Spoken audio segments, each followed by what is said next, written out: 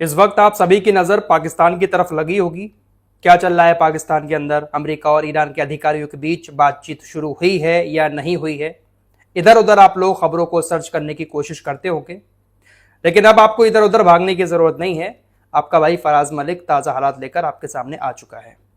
जो कुछ भी इस वक्त हो रहा है पाकिस्तान के अंदर, एक एक अपडेट आपके सामने बहुत आसान भाषा में बताने की कोशिश करेंगे। इस वक्त भारत में तकरीबन शाम के 5 बज रहे हैं जब मैं इस वीडियो को रिकॉर्ड कर रहा हूं।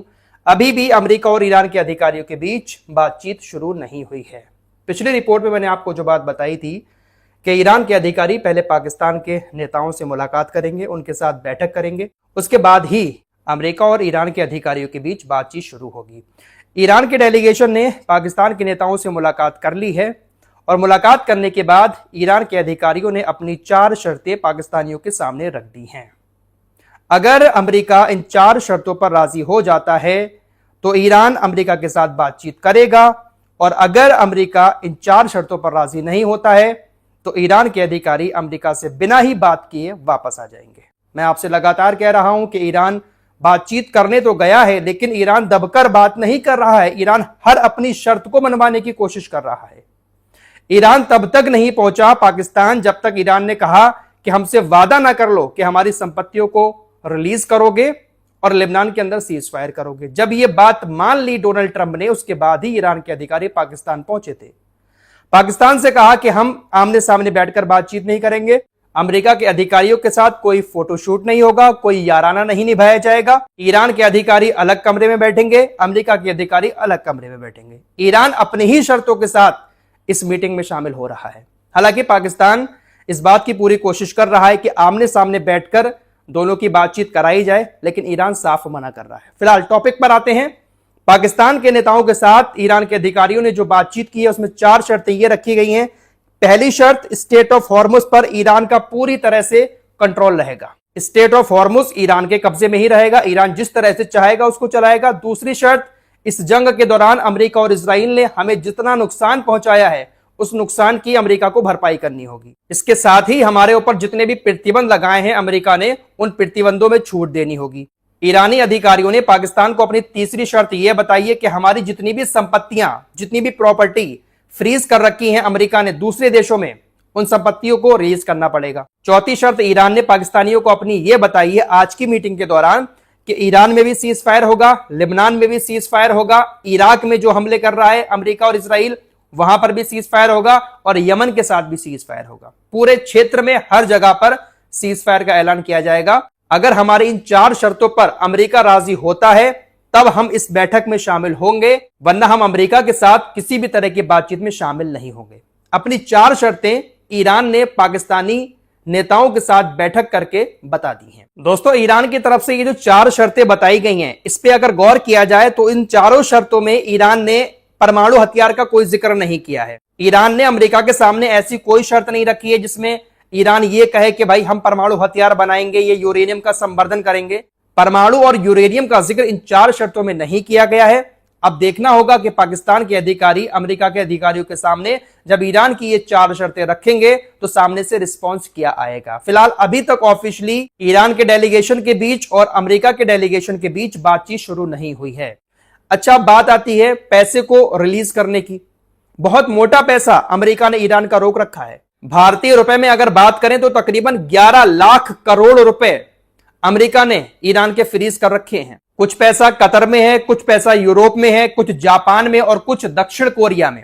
दरअसल 1979 में जब ईरान के अंदर इस्लामिक शासन आया था तो उस वक्त ईरान का बहुत सारा पैसा दूसरे देशों के पास था। ईरान तेल का व्यापार करता था, उसी का बहुत सारा पैसा दूसरे लोगों के पास था। तो जैसे ही इस्लामिक शासन ईरान के अंदर आया, अमेरिका ने उस तमाम पैसे को फ्रीज कर दिया। तकरीबन 11 लाख करोड़ रुपए, यह बहुत बड़ा अमाउंट होता है दोस्तों। सबका सब अलग अलग देशों में ईरान का रखा हुआ है। ईरान की सबसे बड़ी और सबसे पहली शर्त यही है कि पैसे को रिलीज करो।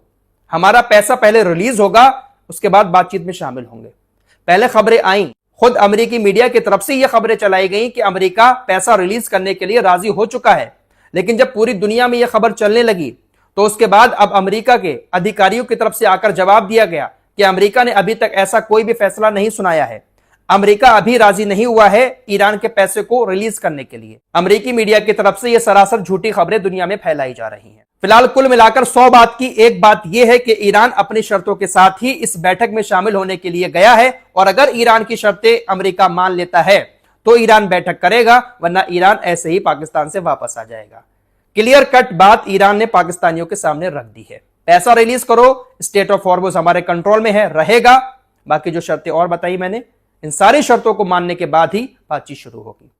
दोस्तों, ईरान के उपराष्ट्रपति ने एक बहुत बड़ी बात कही है कि ये जो बैठक होने वाली है, अगर इस बैठक में अमेरिका के अधिकारी अमेरिका फर्स्ट को लेकर अगर आगे चलेंगे तो यह बैठक कामयाब हो जाएगी, और अगर इजराइल फर्स्ट को लेकर इस बैठक में बातचीत होती है तो यह बैठक कभी कामयाब नहीं हो पाएगी। मतलब यह है कि अगर इस बैठक में सिर्फ अमेरिका अपनी बात करेगा, अपनी बात पहले रखेगा, तो यह बैठक कामयाब हो जाएगी और एक अच्छा रास्ता इस बैठक से निकल जाएगा। लेकिन अगर इजराइल की बात बीच में आ जाती है, इजराइल के हित को लेकर बात पहले रखी जाती है, तो यह वार्ता कभी कामयाब नहीं होगी। क्योंकि इजराइल की जो शर्तें हैं, इजराइल का जो इरादा है, आप अच्छे से जानते हैं। इजराइल एरिया में शांति होने ही नहीं देना चाहता है। अगर शांति हो गई तो नेतन्याहू का क्या होगा, इजराइल का क्या होगा, आप सभी लोग अच्छे से जानते हैं। फिलहाल इस वक्त स्पेन से बहुत बुरी लड़ाई छिड़ गई है नेतन्याहू की। स्पेन के जो राष्ट्रपति हैं वो लगातार ईरान के राजनीतिक और व्यापारिक एक्शन दोनों देशों की तरफ से लिए जा रहे हैं। स्पेन के प्रधानमंत्री को उल्टा सीधा बोला, उधर से पलटवार करते हुए स्पेन के प्रधानमंत्री ने भी इसको क्रिमिनल बता दिया और यह भी कहा कि इंटरनेशनल कोर्ट में इसके खिलाफ हम मुकदमा दायर करेंगे। फिलहाल काफी बड़ी लड़ाई इधर दोनों में छिड़ चुकी है। रिश्ते बहुत बुरी तरह से स्पेन से इजराइल के खराब होते हुए दिखाई दे रहे हैं। साथ ही साथ फ्रांस से भी रिश्ते बहुत ज्यादा खराब हो गए हैं नेतन्याहू के। मैंने आपको पिछली वीडियो में बताया था कि लेबनान के अधिकारियों के साथ इजराइल के अधिकारी एक बैठक करने वाले हैं वॉशिंगटन के अंदर। नेतन्याहू ने कहा है कि इस मीटिंग में हम फ्रांस को शामिल नहीं करेंगे। दरअसल फ्रांस की सेना भी लेबनान के अंदर पीस फोर्स के तहत तैनात है, लेकिन नेतन्याहू ने कहा है कि हम फ्रांस को शामिल नहीं करेंगे क्योंकि फ्रांस इनके खिलाफ लगातार बातें कर रहा है। यह नेतन्याहू ऐसा है कि अगर इसकी मन की बात कोई नहीं करता है तो उनसे बहुत जल्दी नाराज हो जाता है। फिलहाल कल इजराइल की अदालत में इसके खिलाफ मुकदमे की सुनवाई भी होना है। इसने एक बार फिर से सुरक्षा का हवाला देते हुए सुनवाई को 2 हफ्ते आगे बढ़ाने की पेशकश की है। अभी तक अदालत की तरफ से कोई जवाब नहीं आया है, लेकिन इसके वकीलों ने कहा है कि देखिए जंग का दौर है, सुरक्षा का हवाला देते हुए 2 हफ्ते तक सुनवाई आगे बढ़ाई जाए। अब देखते हैं कल तारीख होती है या नहीं होती है। फिलहाल कोर्ट ने एक फैसला जरूर सुनाया है कि तेल अवीव के अंदर सरकार के खिलाफ जो विरोध प्रदर्शन हो रहे थे, उन विरोध प्रदर्शनों को इजराइल डिफेंस फोर्सेज ने रोक दिया था। इजराइल डिफेंस फोर्सेज प्रदर्शन नहीं होने दे रही है सरकार के खिलाफ। तो अब इजराइल की अदालत ने पुलिस को इस बात का आदेश दिया है कि अगर लोग पीसफुल प्रोटेस्ट अपनी सरकार के खिलाफ इजराइल के अंदर कर रहे हैं तो उनको रोका ना जाए। इधर खबर सऊदी अरब से आ रही है। पाकिस्तान और सऊदी अरब के बीच जो डील हुई है, आपको याद ही है, सुरक्षा समझौता हुआ है। पाकिस्तान ने कहा कि अगर हमारे ऊपर हमला होगा तो यह सऊदी अरब के ऊपर हमला माना जाएगा, सऊदी अरब के ऊपर हमला होगा तो पाकिस्तान के ऊपर हमला माना जाएगा। फिलहाल इस जंग के दौरान सऊदी अरब के ऊपर हमले बहुत ज्यादा हुए, लेकिन पाकिस्तान ने अपनी सेना को नहीं उतारा। अब खबर आ रही है कि कई सारे पाकिस्तानी सेना के लड़ाकू विमान सऊदी अरब पहुंच चुके हैं। रक्षा समझौते के तहत पाकिस्तान ने अपने कई सारे लड़ाकू विमान सऊदी अरब में तैनात कर दिए हैं। ये अभी कुछ देर पहले की ही खबर है। जंग में जब सीजफायर हुआ तब पाकिस्तान ने अपने लड़ाकू विमान वहां पर भेजे हैं। ऐसे पाकिस्तान इस वक्त काफी ट्रेंड में है भाई। पाकिस्तान के नेता लगातार मीडिया पर आकर अपनी वाहवाही कर रहे हैं कि आज पूरी दुनिया में पाकिस्तान का नाम रोशन हो रहा है। अमरीकियों के कदम क्या पड़े हैं, एक बड़ी जंग को रुकवाने की पहल पाकिस्तान क्या कर रहा है कि पाकिस्तान तो फूले नहीं समा रहा है। अब देखने वाली बात होगी कि पाकिस्तान इस जंग को रुकवाने में कितना कामयाब हो पाता है। वैसे ईरान के लोग अपनी शर्तों के साथ ही डटे हुए हैं। पाकिस्तान बहुत समझाने की कोशिश कर रहा है कि ये मान लो, वो मान लो, जो मीडिया रिपोर्ट्स आ रही है उसके मुताबिक आपको बता रहा हूं, लेकिन ईरानी अपनी ही शर्तों पर अड़े हुए हैं।